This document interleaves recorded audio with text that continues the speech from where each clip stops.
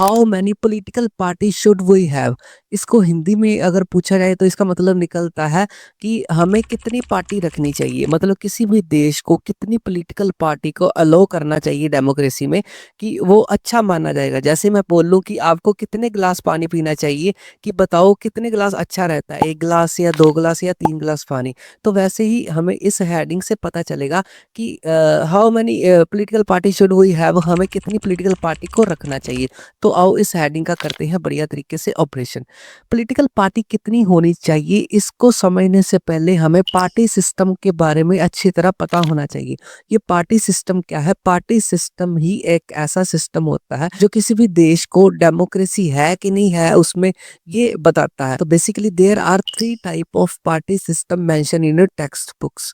तो पहला party system है वन पार्टी सिस्टम, दूसरा है टू या bi party system, and last one third is a multi party system.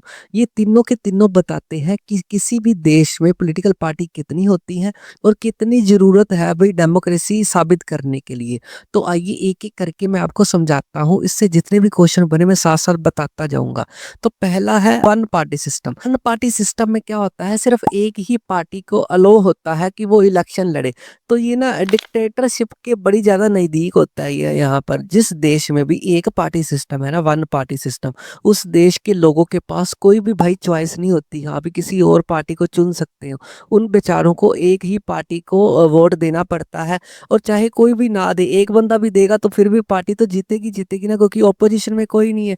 तो one party system is always near to the dictatorship, क्योंकि यहाँ पर सिर्फ एक ही पार्टी को अलो होता है कि आप इलेक्शन लड़ सकते हो। इसकी एग्जाम्पल आपने एक देश याद रखना है, चाइना। चाइना में कम्युनिस्ट पार्टी है जो उसी को ही अलो किया जाता है कि आप ही इलेक्शन लड़े और आप ही सरकार बनाए और आप ही लोगों के लिए रूल्स एंड रेगुलेशन बनाए।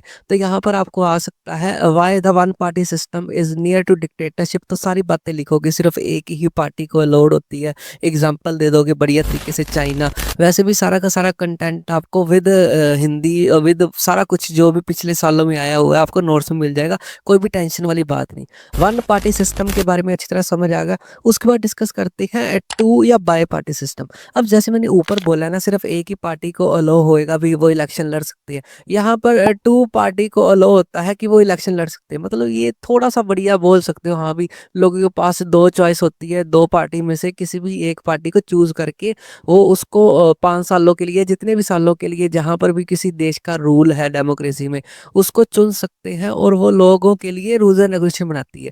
तो जो टू पार्टी सिस्टम होता है ना, वो इतना ज्यादा बढ़िया नहीं होता, लोगों के पास इतनी ज्यादा चॉइस नहीं होती, इतना ज्यादा लोगों को सेटिस्फाई नहीं कर पाता टू पार्टी सिस्टम। और ये टू पार्टी सिस्टम कहाँ पर एग्जिस्ट करता है, कौन कौन से देश इसमें आ जाते हैं, दो याद रखने हैं, यूएसए एंड यूके। यूएसए मतलब अमेरिका जैसे देश, और यूके मतलब यूनाइटेड किंगडम जैसे देश इस टू पार्टी सिस्टम या बाई पार्टी सिस्टम का हिस्सा बनते हैं। आई होप ये वन पार्टी सिस्टम और टू पार्टी सिस्टम आपको अच्छी तरह समझ आ गया। अब ये हम क्यों पढ़ रहे हैं, क्योंकि हमने मेन हेडिंग क्या पढ़ी थी कि हमें कितनी पार्टी चाहिए भी। आपको अभी इस एग्जांपल के साथ समझा रहा हूँ, अभी वन पार्टी हो या टू पार्टी हो, अब लास्ट में आपने बताना है कितनी पार्टी होनी चाहिए किसी भी देश में डेमोक्रेसी को साबित करने के लिए। अब बात करते हैं लास्ट वाली पार्टी सिस्टम जो है मल्टी पार्टी सिस्टम। अब मल्टी मल्टी का मतलब क्या होता है, मल्टीप्लाई से याद रखो। जब भी हम किसी चीज को मल्टीप्लाई करते हैं तो उसकी संख्या बढ़ जाती है। तो मल्टी पार्टी सिस्टम में क्या है, इसकी डेफिनेशन क्या है, टू और मोर पार्टीज क्या करती हैं, इलेक्शन के लिए खड़ी होते हैं और लोगों के लिए फुल मतलब वो ज्यादा चॉइस होती है। यहाँ पर लिखा है ना टू और मोर, मतलब दो से ज्यादा जितनी मर्जी लगा लो आप, 1000 पार्टी लगा लो, 10,000 पार्टी लगा लो, जितनी भी पॉलिटिकल पार्टीज खड़ी होंगी उतना लोगों के पास चॉइस होएगा। फॉर एग्जाम्पल अगर मार्केट में आप फोन लेने गए कोई भी, यहाँ पर एक ही कैटेगरी का फोन होगा, जैसे सैमसंग का ही फोन है, तो कोई और कंपनी नहीं है, तो लोगों के पास कोई चॉइस ही नहीं होगी भाई। और वन पार्टी में भी ऐसा ही होता था, एक ही फोन था, एक ही चॉइस थी, तो लोगों को चाहे महंगा है चाहे जैसा मर्जी है रखना ही पड़ता था। और टू पार्टी सिस्टम में जैसे सैमसंग और एप्पल का ले लो, दो ही फोन है मार्केट में और कुछ तीसरा कोई फोन ही नहीं है कंपनी का, तो लोगों को दोनों में से एक चॉइस करना पड़ेगा, या दोनों में से कोई कोई बंदा कोई किसी को चॉइस करेगा, कोई किसी को। तो मतलब इतनी ज्यादा अच्छा नहीं माना जाएगा क्योंकि चॉइस ही नहीं है लोगों के पास। मल्टी पार्टी सिस्टम में फोन्स की कंपनी से भरा हुआ है, जितने मर्जी जो मर्जी क्वालिटी का फोन लो, जिसको जो फीचर अच्छा लगता है। तो बेसिकली अब जो मल्टी पार्टी सिस्टम होता है ना, इसमें एक खासियत ये है कि मल्टी पार्टी सिस्टम में जैसे मैंने बोला बोला था ना लोकसभा इलेक्शन में मैंने कितनी सीट्स बताई थी 552 और उसका हाफ किसी भी पॉलिटिकल पार्टी को आ जाता था, वो सरकार बनाता था। अब इस मल्टी पार्टी सिस्टम में क्या होता है, या तो मेजोरिटी वाली पार्टी रूल करती है, मतलब रूलिंग पार्टी को कौन बनती है, मेजोरिटी वाली पार्टी होती है जिसके सबसे ज्यादा वोट मिले हैं, जिसको बहुत सारे लोगों ने सिलेक्ट किया है, वही सरकार बनाती है। और यहाँ पर एक कंसेप्ट आता है अलायंस का भी आता है। अलायंस का मतलब क्या होता है, जब किसी भी पार्टी को मेजोरिटी नहीं मिलती तो वो हाथ मिला लेती है सरकार बनाने के लिए, तो उसको अलायंस बोलते हैं।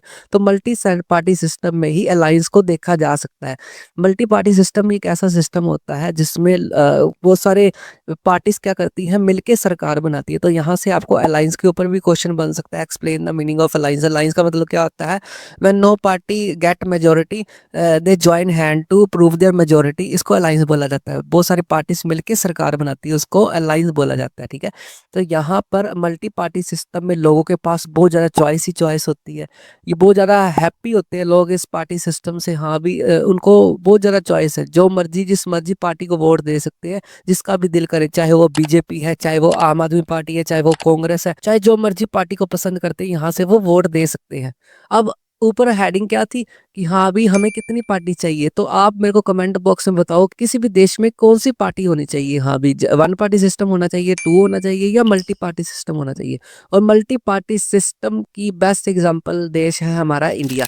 इंडिया में मल्टी पार्टी सिस्टम है भाई, बहुत ज्यादा पार्टी एग्जिस्ट करती है इंडिया में। और जो मल्टी पार्टी सिस्टम होता है वो बेस्ट एग्जांपल है डेमोक्रेसी की। तो किसी भी देश में डेमोक्रेसी है कि नहीं है, मल्टी पार्टी सिस्टम उसको डिसाइड करता है। अगर किसी देश में बहुत ज्यादा पार्टीज है, लोगों के पास बहुत ज्यादा चॉइस ही चॉइस है, तो वहां पर लोगों का भला आएगा और पार्टीज में भी कंपटीशन पड़ेगा, हमने लोगों की और भी सेवा करनी है। और जहां पर वन और टू पार्टी सिस्टम है, वो बेसिकली वो लोगों की केयर नहीं करेंगे, ठीक है। उनको पता ही है हम दोनों में से या हम एक ही होगा, तो एक ने तो जीतना ही जीतना है। तो that is the definition of one party system, two party system and multi party system. इससे जितने भी क्वेश्चन बनेंगे मैं सारे के सारे नोट्स में दे दूंगा। और बेसिकली यहाँ से लॉन्ग क्वेश्चन आता होता है, explain the party system in the world. पूरे वर्ल्ड में कितनी पार्टी सिस्टम है, तीनों के बारे में बताओगे। या आपको पर्टिकुलर क्वेश्चन आ जाएगा, वन पार्टी सिस्टम के बारे में बताओ, या टू पार्टी, या बाई पार्टी, या मल्टी पार्टी सिस्टम के बारे में बताओ। अब बात करते हैं इंडिया के बारे में। इंडिया में कितनी पार्टी एग्जिस्ट करती है, तो आपने अपनी टेक्स्ट बुक्स के अकॉर्डिंग याद रखना है। इंडिया में अप्रोक्स, ये आपके टेक्स्ट बुक्स का डाटा बता रहा हूँ, 750 parties are registered with the election commission of India. तो इलेक्शन कमीशन ऑफ इंडिया में कितनी पार्टी बोलती है आपके टेक्स्ट बुक्स के अकॉर्डिंग, देख लो 750, इतनी ज्यादा मल्टी पार्टी सिस्टम है। यहाँ पर ये वाला क्यूआर आपको मैं शो कर रहा हूँ एट प्रेजेंटली। आप जब भी वीडियो देख रहे होगे तो आपको पता चल जाएगा, हाँ भी 750 पार्टीज हैं कि आज के समय में कुछ बड़ी हैं, जब भी आप वीडियो देख रहे होगे, ठीक है। तो यहाँ पर एक आपने बात समझनी है, आपको एक क्वेश्चन आ सकता है इलेक्शन कमीशन ऑफ इंडिया के ऊपर। इलेक्शन कमीशन ऑफ इंडिया ही एक ऐसा कमीशन है जो जितनी भी वोट्स होती हैं, जितने भी वोट्स में कैंडिडेट खड़े होते हैं, पॉलिटिकल पार्टी क्या क्या लोगो है पॉलिटिकल पार्टी का, हमारे इंडिया में कितने वोटर्स हैं, कितने नए शामिल हुए, किसकी डेथ होगी, किसका वोटर कार्ड कैंसिल करना है, वो सारा का सारा काम कौन करता है, इलेक्शन कमीशन ऑफ इंडिया। जिसका हेड कौन होता है, इलेक्शन कमिश्नर ऑफ इंडिया। मतलब स्कूल का हेड जैसे प्रिंसिपल है, वैसे ही इलेक्शन कमीशन ऑफ इंडिया का हेड है इलेक्शन कमिश्नर। तो आपको जितने भी यहाँ से क्वेश्चन बनेंगे वो सारे के सारे बिंदास तरीके से आपको दिए होंगे, कोई भी टेंशन लेने की जरूरत नहीं है, ठीक है। आई होप आपको अब अच्छी तरह समझ आ गया कि हमें कितनी पार्टी रखनी चाहिए, मतलब how many political party should we have, कितनी पार्टी होनी चाहिए। उसका आंसर आप मेरे को कमेंट बॉक्स में देखो, ठीक है। आई होप ये स्लाइड आपको अच्छी तरह समझ आ गई।